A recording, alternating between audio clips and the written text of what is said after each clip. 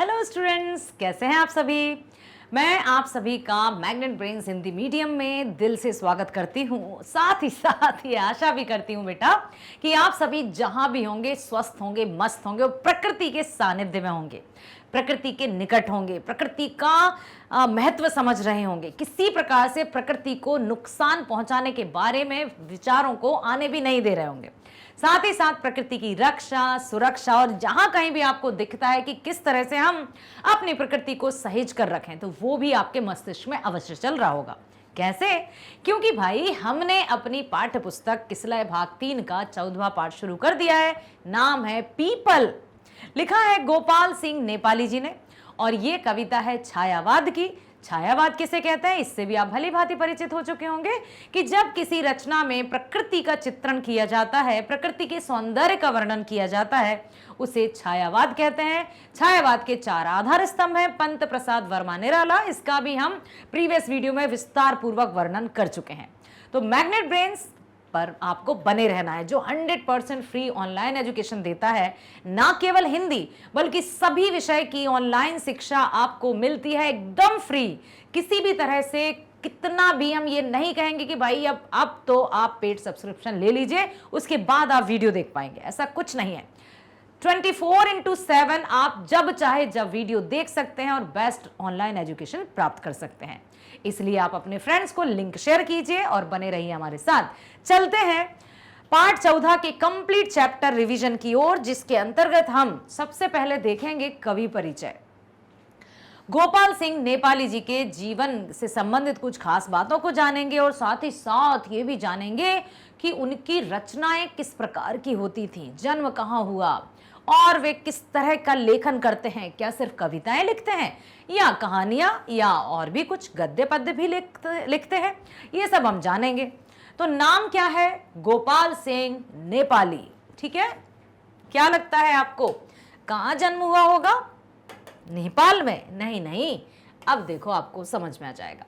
जन्म हुआ 11 अगस्त 1911। तो बड़ा अच्छा है कि 11 अगस्त भी था और 1911 भी था, इसलिए ये तारीख, ये तिथि आपको याद रहेगी। किसका जन्म? गोपाल सिंह नेपाली, 11 अगस्त 1911। कहां जन्म हुआ?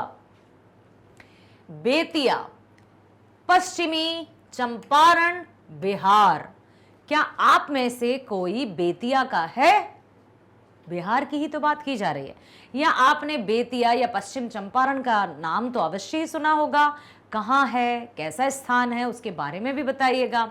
अब देखते हैं इनकी रचनाएं जो प्रकृति के चित्रण से प्रकृति की सुंदरता का वर्णन करने में भरी हुई हैं। उमंग, रागिनी, नीलिमा, पंछी, पंचमी, सावन, आंचल, नवीन कल्पना करो, रिमझिम, वसंत गीत, हमारी राष्ट्रवाणी, हिमालय ने पुकारा, भारत गगन के जगमग सितारे। इतनी सुंदर सुंदर रचनाएं हैं जो कि संपूर्ण रचनाओं में आप देख सकते हैं प्रत्यक्ष और अप्रत्यक्ष रूप से प्रकृति के सुंदरता का ही वर्णन यहां पर देखने को मिल रहा है। अब हम चलते हैं कि पेशे से क्या थे, क्या था आपका व्यवसाय गोपाल सिंह नेपाली जी का। तो ये थे लेखक, कवि, गीतकार भी और पत्रकार भी। ना केवल ये कविताएं लिखते थे बल्कि गद्य साहित्य में भी निपुण थे और गीतकार भी थे। ठीक है, साथ ही साथ पत्रकार भी थे। बहुमुखी प्रतिभा के धनी गोपाल सिंह नेपाली जी। मृत्यु 17 अप्रैल सन 1963, जन्म 11 अगस्त 1911 और मृत्यु 17 अप्रैल सन 1963 में हुई। अब हम चलते हैं कविता की ओर और जानते हैं कि कविता में किसका वर्णन है। कोई बता सकते हैं आप में से कि कविता में किसका वर्णन किया है, किस पर आधारित कविता है? पीपल पर। वाह वाह, वेरी गुड, बहुत बढ़िया। पीपल क्या है? वृक्ष है। वृक्ष क्या है? प्रकृति की शोभा है। क्यों? ऑक्सीजन देते हैं हमें, प्राणवायु देते हैं हमें। कैसे फिर भी मनुष्य प्रकृति का हनन करते जा रहा है, प्रकृति को नुकसान पहुंचाते जा रहा है। आखिर कब तक चलेगा ऐसा? जब तक ही चल पाएगा, जब तक उसमें सांस बचेगी। और सांस मिलती है प्राणवायु, कहाँ से? वृक्षों से। जब वृक्ष नहीं रहेंगे तो मनुष्य कैसे रहेगा? तो इस कविता में हमें यह भी पता चलता है, इस कविता से, कि हमें किस तरह से प्रकृति के साथ मित्रवत व्यवहार बनाकर रखना है। ठीक है, यदि हमने प्रकृति के साथ शत्रुता भरा व्यवहार किया तो हम अपने ही शत्रु हो जाएंगे। ऐसा हो जाएगा जैसे अपने ही पैरों पर कुल्हाड़ी मारना। इसलिए आप भावी पीढ़ी हैं, आप नई जनरेशन हैं, आप नई पीढ़ी हैं, आपको बहुत अच्छे से सुनना होगा, समझना होगा और इस तरह के जागरूकता फैलानी होगी, लानी होगी। और ये ध्यान रखना होगा कि जैसे मान लीजिए हम कभी जन्मदिन मना रहे हैं, कहीं कुछ मना रहे हैं, तो हमें ये चाहिए, वो चाहिए, बहुत सारे हम पैसे फिजूल खर्च कर देते हैं। क्यों ना हम एक पौधारोपण कर दें? हर जन्मदिन पर यदि हम एक पौधा लगाएंगे तो कितने सारे पौधे हमारे द्वारा लगाए जा चुके होंगे। आज जो हम फल खा रहे हैं, जैसे यदि हम कभी गांव जाते हैं तो हम बड़े बड़े आम के वृक्ष हैं, क्या वे हमने लगाए? हमारे दादाओं ने लगाए, परदादाओं ने लगाए, हमारे माता पिता ने लगाए हैं। आज हमें वो फल दे रहा है, हमें मजा आता है। तो क्या हम आगे आने वाली पीढ़ी के लिए कुछ नहीं देंगे? देना है बेटा, हमें भी करना है ना। उन्होंने ये तो नहीं सोचा कि अब इनके फल तो हम खा नहीं पाएंगे। अब वो बात अलग है कि कई ऐसा हो गया है, बहुत सारी ऐसी तकनीकें आ गई हैं जिनके माध्यम से एक छोटा सा पौधे में भी फल आ जाते हैं। लेकिन पहले अपनी बिल्कुल नेचुरल तरीके से, प्राकृतिक तरीके से फल लगते थे। ठीक है, अब तो कुछ 1 साल 2 साल में ही फल आने लगते हैं, लेकिन पहले थोड़ा आम का वृक्ष जब बड़ा सा हो जाता था, परिपक्व हो जाता था, फिर कहीं फूलता था, मंजरी आती थी, फिर कहीं फल आता था। लेकिन यदि हमें अपनी भावी पीढ़ी को स्वच्छ वातावरण देना है, सब कुछ देना है, प्रकृति की सुंदरता का परिचय कराना है, तो हमें भी उसकी रक्षा करनी होगी। ये जो कविता है, प्रकृति चित्रण छायावादी कविता की उल्लेखनीय विशेषता है। छायावादी कविता में क्या किया जाता है? प्रकृति का चित्रण, प्रकृति का वर्णन। अर्थात छायावाद क्या है? छायावाद का अर्थ होता है जब रचनाकार अपनी रचना में प्रकृति की सुंदरता का वर्णन करे। और कैसे करेगा? अपने मन के विचारों के साथ तालमेल बिठाकर। तो जब मन के विचारों के साथ प्रकृति की सुंदरता का तालमेल बिठाकर रचना की जाती है, उसे कहते हैं छायावाद। ठीक है,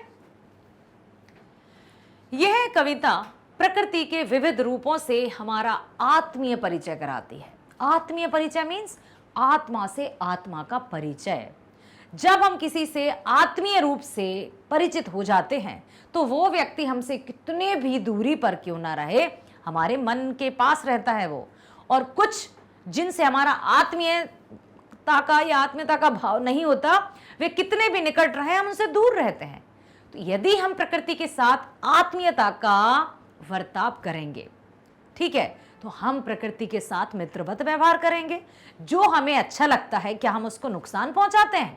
नो, कभी नहीं। इसलिए हमें प्रकृति के साथ मित्रवत व्यवहार करना होगा, ताकि हम भूल कर भी सपने में भी प्रकृति को नुकसान पहुंचाने के बारे में कल्पना भी ना कर सकें, प्रकृति को प्रकृति की दृष्टि से देख सकें। कविता के केंद्र में प्राचीन पीपल है। एक पीपल के वृक्ष के माध्यम से कवि गोपाल सिंह नेपाली जी ने संपूर्ण प्रकृति का चित्रण किया है। इसमें क्या क्या दिखाया है? पेड़ हैं, झरने हैं, नदी हैं, चिड़ियाएं हैं, सभी ऋतुएं हैं, वर्षा है और वन्य पक्षी हैं, पशु हैं, प्राणी है, मनुष्य है, राही है, पथिक है, सब कुछ है। इतनी सुंदर कविता है, कहना ना होगा कि यह कविता अनेक दृष्टियों से उल्लेखनीय है। बिल्कुल, ये हम कह सकते हैं कि न केवल एक वृक्ष के बारे में ही ये चित्रण किया गया है इस कविता में, बल्कि संपूर्ण प्रकृति का मनोहारी चित्रण किया गया है। आइए पढ़ते हैं। कानन का यह तरुवर पीपल, कानन का यह तरुवर पीपल, युग युग से जग में अचल अटल, युग युग से जग में अचल अटल। ऊपर विस्तृत नव नील नील, नीचे वसुधा में नदी झील। ऊपर विस्तृत नव नील नील, नीचे वसुधा में नदी झील। जामुन तमाल इमली करील, जल से ऊपर उठता मृणाल, फुनगी पर खिलता कमल लाल। तिर तिर करते क्रीड़ा मराल। अब इस कविता में हर एक पंक्ति में कवि ने प्रकृति की सुंदरता का वर्णन किया है। कानन, जंगल, वन, एक जंगल का रूप यहां पर प्रस्तुत हुआ है। उस जंगल में, उस कानन में, उस वन में एक वृक्ष है। किसका? पीपल का। पीपल का पेड़ सबने देखा होगा, देखा है? घना सा, बड़ा सा, बुजुर्ग सा, वृद्ध सा, एक कहें कि एक मुखिया की भांति खड़ा रहता है, जो सबका स्वागत करता रहता है, सबके लिए आसरा देता है, आश्रय देता है। किसी को कोई ना नुकुर नहीं करता कि बस बस अब मुझे नहीं देना है, भले ही मेरे पास है। जैसे जैसे मनुष्य के पास यदि धन दौलत आ भी जाती है तो वो उतना ही हाथ अपना सिकोड़ता जाता है। मनुष्य का स्वभाव लालची हो जाता है और उसको लगता है कि नहीं नहीं, मैं यदि किसी को दे दूंगा तो मेरे पास कमी आ जाएगी। लेकिन ऐसा नहीं है। आपने ये सुना है ना बेटा कि ज्ञान हो या विद्या हो, जितना हम बांटेंगे उतना बढ़ती है। उसी प्रकार से यदि हम जरूरतमंदों की सहायता करते हैं और जो आवश्यकता है जिनको, और यदि हमारे पास कुछ है तो हम उनको दे देना चाहिए। जिस तरह कबीरदास जी का दोहा क्या था? साईं इतना दीजिए जामे कुटुंब समाए, मैं भी भूखा ना रहूं साधु ना भूखा जाए। अर्थात मुझे अधिक नहीं चाहिए, लेकिन मनुष्य तो ऐसे लालच के दलदल में फंसता जा रहा है, और चाहिए और, धन दौलत गाड़ी पैसा। ईर्ष्या तू ना गई मेरे मन से पाठ याद कीजिए। वकील साहब सब कुछ था उनके पास, फिर भी वो अपने पड़ोसी जो बीमा एजेंट थे उनसे चिढ़ते थे। उनके प्रति उनके मन में जलन की भावना थी कि ये क्यों कमाई करता है, इसके पास क्यों इतनी सुख सुविधा है। भाई तुम्हारे पास है तो ठीक है, यदि दूसरा सुखी या खुशी रह रहा है तो तुम्हें जलन हो रही है, ये गलत बात है। तो प्रकृति के साथ जब हम मित्रवत व्यवहार रखेंगे तो हम बहुत अच्छे से रहेंगे। कानन का यह तरुवर पीपल युग युग में जग में अचल अटल। ये जो है जंगल में खड़ा हुआ एक पीपल का वृक्ष युगों युगों से यहीं पर है, अटल, ठीक है, अचल। उसके ऊपर क्या है? नभ, नील गगन जो विस्तृत है, अनंत। क्या आकाश का कोई छोर होता है? कि हाँ भाई आकाश यहां से शुरू है, इतने किलोमीटर तक है और समाप्त हो जाएगा? नहीं। अच्छा एक और बात बताइए, क्षितिज किसे कहते हैं बेटा? क्षितिज सुना है ना आपने? क्षितिज, क्षितिज किसे कहते हैं? जहां पर धरती और आकाश मिलते हुए नजर आते हैं, लेकिन वो कभी मिलते नहीं है। यदि आप उतनी दूरी तय कर लोगे फिर वो उतनी ही दूरी पर फिर लगेगा कि धरती और आकाश मिल रहे हैं। तो गगन जिसकी कोई सीमा नहीं होती, सीमाहीन क्षितिज होती, सीमाहीन क्षितिज से इन पंखों की होड़ा होड़ी, या तो क्षितिज मिलन बन जाता या तंती सांसों की डोरी। हम पंछी उन्मुक्त गगन के कविता सुनिए। हम पंछी उन्मुक्त गगन के पिंजर बद्ध ना गा पाएंगे, कनक तीलियों से टकराकर पुलकित पंख टूट जाएंगे। हम बहता जल पीने वाले मर जाएंगे भूखे प्यासे, कहीं भली है कटुक निबोरी कनक कटोरी की मैदा से। अर्थात जो प्रकृति में जो पशु हैं, पक्षी हैं, किसी को भी चाहे व्यक्ति ही क्यों ना हो, सबको स्वतंत्रता प्यारी है। कोई भी कैद में रहना नहीं चाहता। हम थे ना लगभग 200 वर्षों तक अंग्रेजों के कैद में। हमारे भारतीय क्रांतिकारियों ने, स्वतंत्रता सेनानियों ने अपने प्राणों की आहुति देकर हमें आजाद कराया। अर्थात हमें आजादी पसंद है। तो फिर जब हमें आजादी पसंद है तो हम किसी को क्यों गुलामी देते हैं? हम क्यों पक्षियों को कैद में रखते हैं? हम क्यों वृक्षों को अपनी दृष्टि से देखते हैं और यहां काट दो वहां काट दो, वृक्ष कट गए, ये हो गया वो हो गया? तो हमें प्रकृति के साथ मित्रवत व्यवहार रखना होगा। ऊपर विस्तृत नव नील, नीचे वसुधा में नदी झील। प्रकृति की सुंदरता का वर्णन है, जंगल का वर्णन है। बीच में एक वृक्ष खड़ा है पीपल का जो बहुत विशाल है। जामुन भी है, तमाल भी है। तमाल मतलब एक सदाबहार वृक्ष। इमली तो आपको पता ही है, इमली का बूटा, बेरी का पेड़, इमली खट्टी मीठे बेर, इस जंगल में शेर ही शेर। तो यहां पर है कि तरह तरह के वृक्ष हैं प्रकृति में। जल से ऊपर उठता मृणाल। मृणाल क्या होती है? देखो, जैसे ये है तालाब, तालाब में कमल खिलता है ना, कमल कहाँ खिलता है? एकदम मृणाल की फुनगी पर, एकदम ऊपर, इस तरह से। ठीक है। और जब कमल खिलता है तो वो कितना मनोहारी लगता है। जल से ऊपर उठता मृणाल, ये उठी उसकी डाली, और फुनगी पर खिलता कमल लाल। उसकी फुनगी पर बिल्कुल ऊपरी हिस्से पर कमल खिलता है। तिर तिर करते क्रीड़ा मराल, हंस भी तालाब में क्रीड़ा करते हैं, खेलते हैं, मजा आता है, आनंद लेते हैं। इस प्रकृति की सुंदरता का वर्णन किया है। आइए पढ़ते हैं अर्थ। जंगल का श्रेष्ठ पेड़ पीपल, श्रेष्ठ पेड़ पीपल युगों युगों से अचल अटल होकर स्थित है। उसके ऊपर नीले आकाश और नीचे धरती पर नदी और झील है। पीपल के चारों ओर जामुन, तमाल, इमली आदि के पेड़ हैं। पानी से निकला हुआ कमल के डंठल पर लाल लाल कमल है। तालाब में तिर तिर की आवाज करते हुए हंस क्रीड़ा कर रहे हैं, खेल रहे हैं, अर्थात उन्हें अपने ही माहौल में अच्छा लगता है। ठीक है। ऊंचे टीले से वसुधा पर झरती है निर्झरनी झरझर। अब बहुत ऊंचे टीले से झरने बहते हैं, और झरने जब बहते हैं तो कैसी आवाज करते हैं? कल कल झरझर, दूध या झाग। ऐसा सुंदर दृश्य कि बस देखते ही रहो। हमने पढ़ा था ना हुंडरू का जलप्रपात, कितना सुंदर था वो। हो जाती बूंद बूंद झर कर, निर्झर के पास खड़ा पीपल, सुनता रहता कल कल छल छल। आपसे ये पूछा जा सकता है कि पीपल कहाँ खड़ा है, या फिर आपसे ये पूछा जा सकता है कि पीपल के पास क्या है। तो पीपल किसके पास है, या पीपल किसके पास है, या किसके पास पीपल है? दोनों तरह से प्रश्न पूछे जा सकते हैं।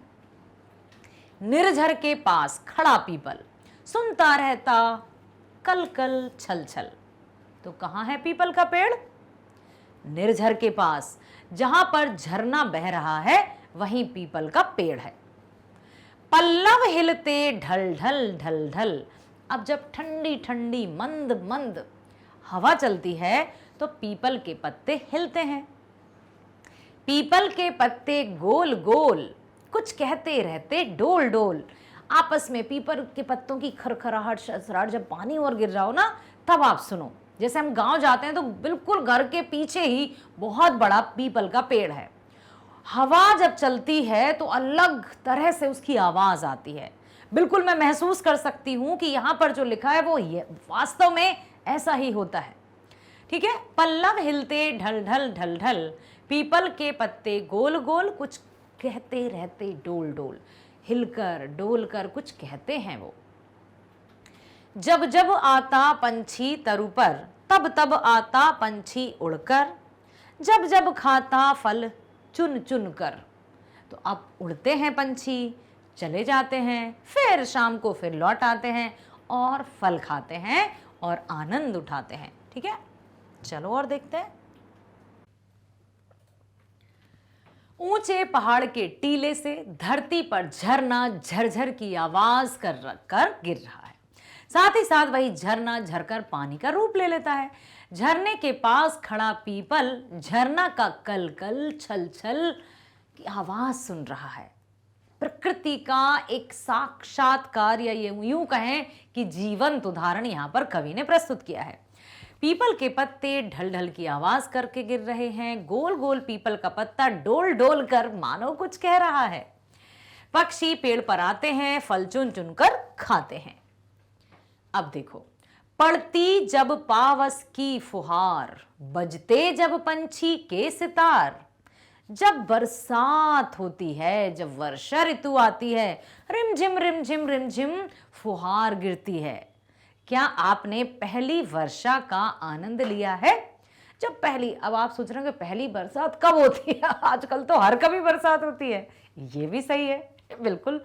क्या अच्छा, पहले क्या होता था बेटा कि 4-4 महीने का मौसम होता था। 4 महीने बरसात, 4 महीने सर्दी, 4 महीने गर्मी।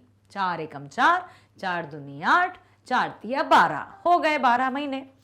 लेकिन सच में यदि अब देखा जाए तो मौसम तो एकदम गड़बड़ हो गया। अब मौसम गड़बड़ हो गया, हमने गड़बड़ कर दिया। मनुष्य ने प्रकृति के साथ छेड़छाड़ की, उसका दोहन किया, वृक्षों की अंधाधुंध कटाई हुई, जिससे ग्लोबल वार्मिंग हुई, वैश्विक गर्माहट बढ़ी, ओजोन लेयर में छेद हुए, परावैंगनिक किरणें आई और तापमान बढ़ता गया।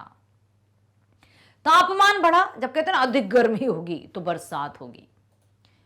आपको जल चक्र तो पता है ना कि तालाब का पानी फिर वाष्प बनकर जाता है, बादलों का निर्माण होता है, फिर बादल वर्षा के रूप में जाते हैं, फिर धूप हुई, फिर ये जो चक्र चलता रहता है, ये तो ठीक है। लेकिन ये किसने किया? हमने किया। हमें एक्सेप्ट भी करना होगा, ग्रहण भी करना होगा और उसके सुधार के लिए कदम भी उठाने होंगे। समझ में आया?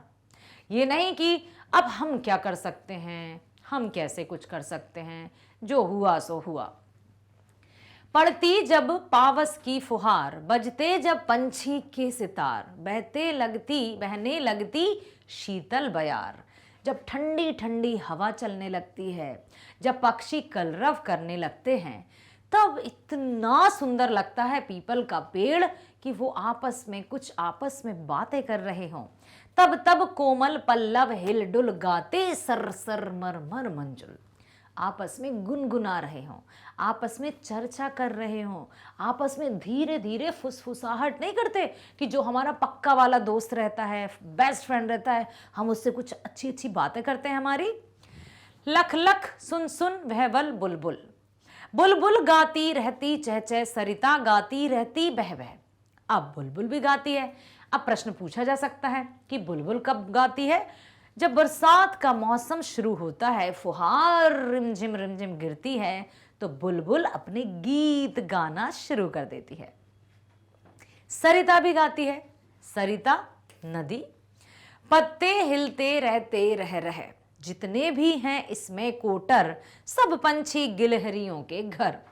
अब जो कोटर होते हैं वो तो आपको पता ही है, प्रीवियस वीडियो में हमने बताया था कि जो पेड़ रहते हैं उनके अंदर खोखली जगह रहती है, होल्स रहते हैं, उनमें गिलहरियां भी रहते हैं, पक्षी भी रहते हैं, अपना घोंसला भी बनाते हैं, उनका घर होता है।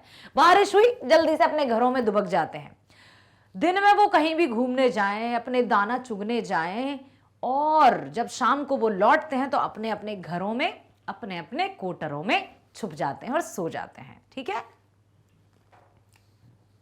देखो, जब वर्षा ऋतु की फुहार बरसने लगती है तो पंछियों का गायन आरंभ हो जाता है। जब जब शीतल हवा बहती है, तब तब कोमल पल्लव हिल हिल कर सर सर की आवाज करते हैं।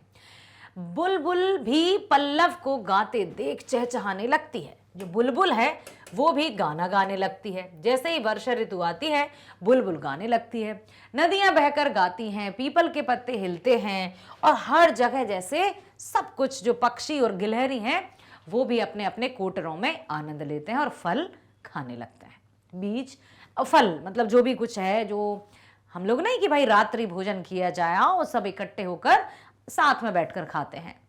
तो इसी तरह से उनका अपना परिवार होता है, छोटे छोटे बच्चे होते हैं। एक हरिवंश राय बच्चन जी की कविता बहुत सुंदर है। नाम सुना है आपने हरिवंश राय बच्चन जी का?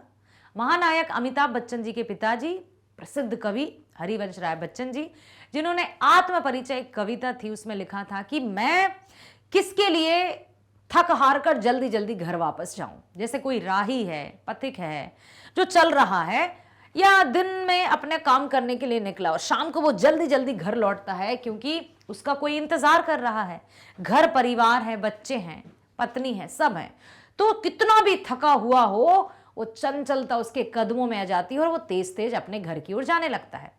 ठीक है, अब कवि कहते हैं कि मैं किसके हित होऊं चंचल, मेरा तो कोई भी नहीं है। उन्होंने पक्षियों का भी उदाहरण दिया है कि जिस तरह से एक चिड़िया के पंखों में भरता कितनी चंचलता है, दिन जल्दी जल्दी ढलता है।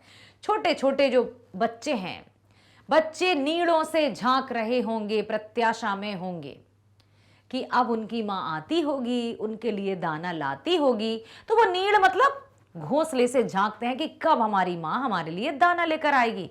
और चिड़िया भी पूरे दिन भर कहीं भी उड़ती रहे, लेकिन शाम होते ही अपने घोंसले में आती है, अपने छोटे छोटे बच्चों के पास आती है, कितनी भी थकी हो फिर भी उसके पंखों में चंचलता चाहती है, तेज तेज आकर वो अपने बच्चों को अपनी चोंच से दाना खिलाती है। प्रकृति का जो अद्भुत नजारा है, हम एक बार देखें तो उसको उस दृष्टि से, कभी भी हम प्रकृति को नुकसान पहुंचाने के बारे में सोच भी नहीं सकते। तो बेटा प्रकृति के सानिध्य में रहना होगा, प्रकृति के निकट रहना होगा। हम इतने मशीनों के निकट पहुंच गए हैं कि प्रकृति से जैसे दूरी हो गए। हाँ, ये सही है कि हमने विकास किया है, हम विकास कर रहे हैं, लेकिन इसका तात्पर्य ये कदापि नहीं है कि हम प्रकृति से दूर चले जाएं। प्रकृति से दूर रहकर हमारा जीवन संभव नहीं है। जल, वायु, हवा, ये सब जो है हमें कहां से मिलती है? प्रकृति से। और मनुष्य शरीर पंच तत्वों से मिलकर बना है, धरती, आकाश, वायु, अग्नि और क्या? हाँ, ठीक है। तो इस तरह से हमने ये देखा कि हमें प्रकृति के साथ मित्रवत व्यवहार करना है। संध्या को अब दिन जाता ढल, सूरज चलते हैं अस्ताचल। अब संध्या होने लगी, शाम होने लगी, सूर्यास्त होने लगा। कर में समेट किरणें उज्जवल, हो जाता सुनसान लोक चल पड़ते घर को चील को। हो जाता है सुनसान लोक चल पड़ते घर को चील को। जैसे ही संध्या होती है, जैसे ही शाम होती है, सभी पशु पक्षी भी अपने अपने घरों की ओर जाने लगते हैं। अंधियाली संध्या को विलोक, भर जाता है कोटर कोटर बस जाते हैं पत्तों के घर। कोटर कोटर भर जाता है, हर कोटर भर जाता है, हर घोंसला भर जाता है। घर घर में आती नींद उतर, निद्रा ही में होता प्रभात कट जाती है इस तरह रात। सो रहे हैं सब बिल्कुल रात्रि होते ही। कैसे पता चलता है उन्हें कि शाम हो गई, रात हो गई, सो जाओ। सोचो, आप सोच कर देखो जरा, प्रकृति के जितने निकट जाएंगे। आपने पक्षी प्रेमी सालिम अली का नाम सुना है? सालिम अली, सालिम अली का नाम सुना है बेटा? सालिम अली प्रसिद्ध पक्षी प्रेमी, जिन्होंने अपना संपूर्ण जीवन प्रकृति की रक्षा और सुरक्षा में बिताया। पक्षी प्रेमी, प्रसिद्ध पक्षी प्रेमी, प्रसिद्ध पक्षी प्रेमी।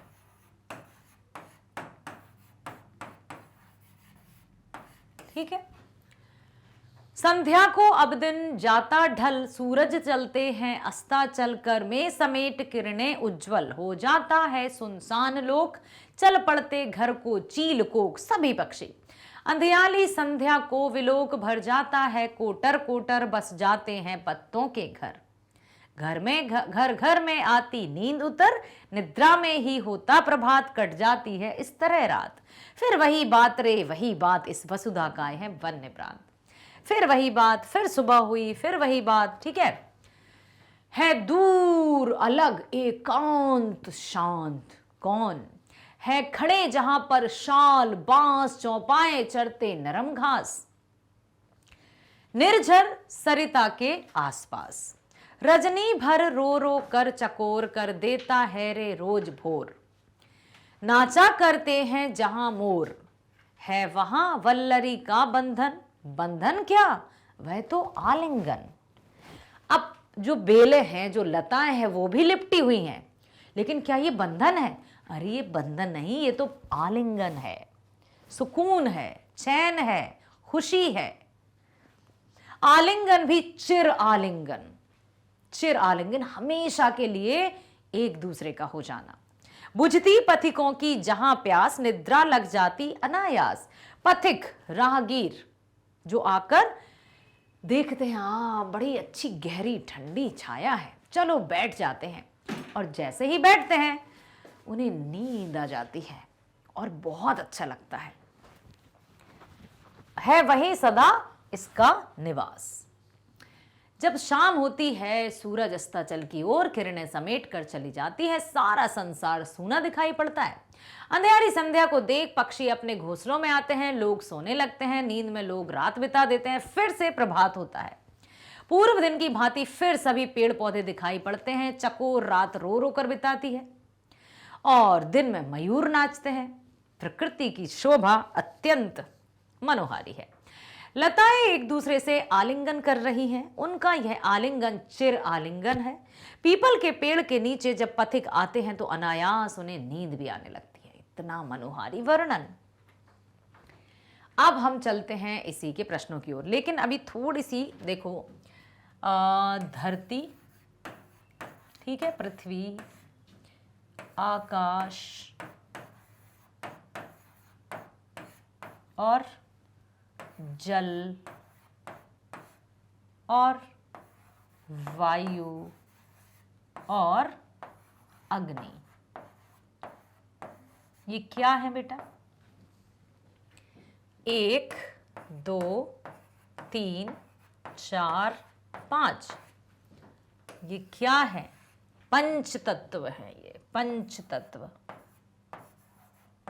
पंच तत्व जिनसे मिलकर मनुष्य शरीर का निर्माण हुआ है, या मनुष्य का निर्माण।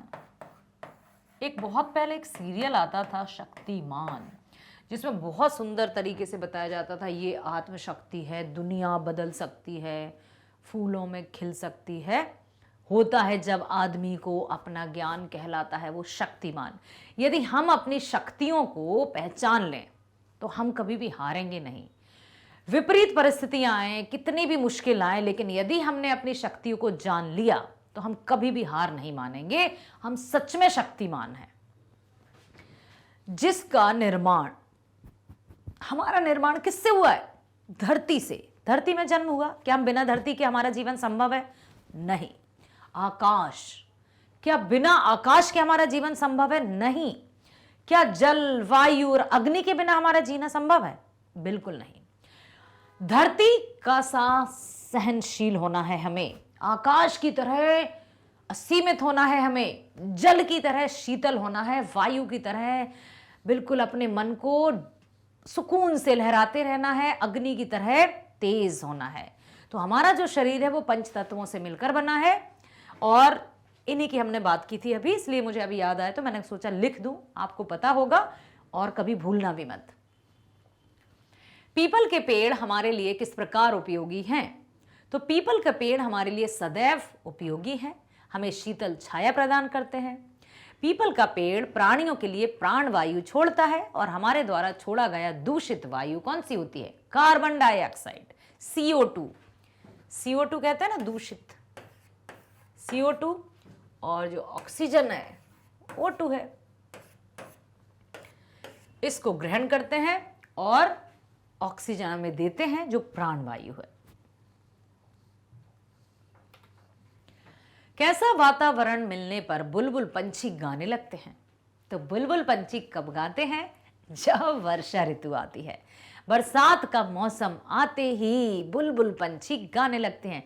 चंदा और चकोर की कहानी सुनी है आपने? गीत सुने होंगे, जैसे चंदा को देखे चकोर। चकोर एक पक्षी होता है जो चांद को देखते रहता है, रोता रहता है रात भर।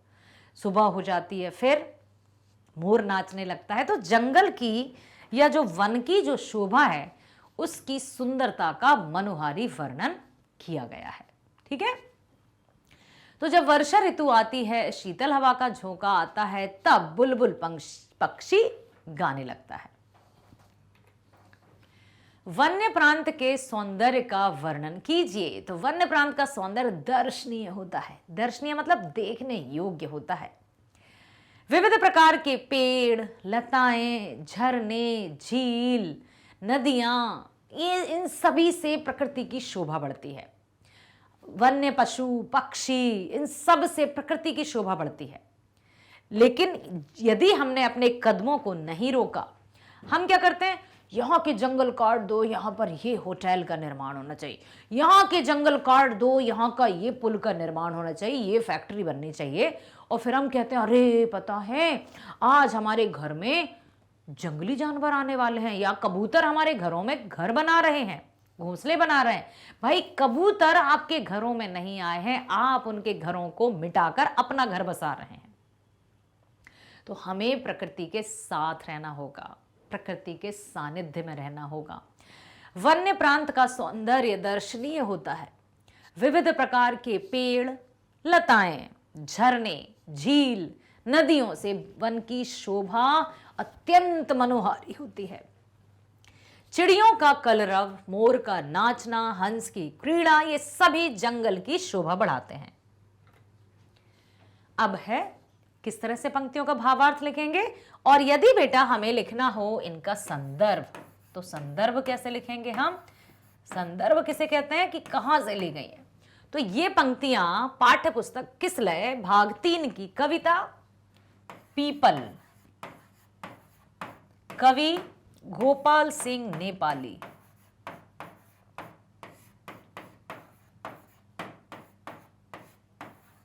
ठीक है, प्रस्तुत पंक्तियां हमारी कविता पीपल से ली गई हैं, जिसके कवि गोपाल सिंह नेपाली हैं। इस कविता में प्रकृति के मनोहारी वर्णन किया गया है, प्रकृति का मनोहारी वर्णन किया गया है। लेकिन पूछा है भावार्थ लिखिए, तो हमें सिर्फ भावार्थ लिखना होगा। ऊपर विस्तृत नवनील नील, नीचे वसुधा में नदी झील, जामुन तमाल इमली करील। करील एक कटीली झाड़ी होती है, कटीली झाड़ियां।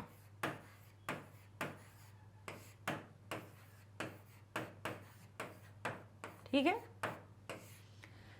इमली तो देखी होगी, तमाल एक सदाबहार वृक्ष होता है। जल से ऊपर उठता मृणाल, जो कमल की डंडी रहती है बड़ी सी, उसको मृणाल कहते हैं। फुनगी पर खिलता कमल लाल। वन प्रदेश में ऊपर नीले नीले आकाश के नीचे धरती पर कहीं नदी है तो कहीं झील, जामुन आदि विविध प्रकार के पेड़ हैं। झील में लाल लाल कमल खिले हैं, जिससे वन प्रदेश की शोभा मनोरम लगती है खड़े जहां पर शाल बांस, चौपाए चढ़ते नरम घास। निर्झर सरिता के आसपास रजनी भर रो रो कर चकोर कर देता है रोज भोर। नाचा करते हैं जहां मोर। बांस पर एक कुछ पंक्तियां लिखी थी मैंने कि आओ सुनाऊं आज आपको ऐसी मधुर कहानी, अनुभव मेरा और मेरी ही जुबानी। बांस की बांसुरी रखकर गाना मधुर बजाए, लगती है इसकी धुन प्यारी सबके मन को भाए। फिर क्या है कि बांस की नाव बनती है, बहुत सुंदर सा चित्रण है। और अंतिम जब जीवन का अंत होता है तो बांस का ही जो बिस्तर बनता है उसी से मनुष्य चला जाता है। तो बांस या वृक्ष हो, प्रकृति में ही हमारा जन्म हुआ है, प्रकृति में ही हमारा अंत होगा, तो हमें प्रकृति के साथ मित्रवत व्यवहार रखना होगा।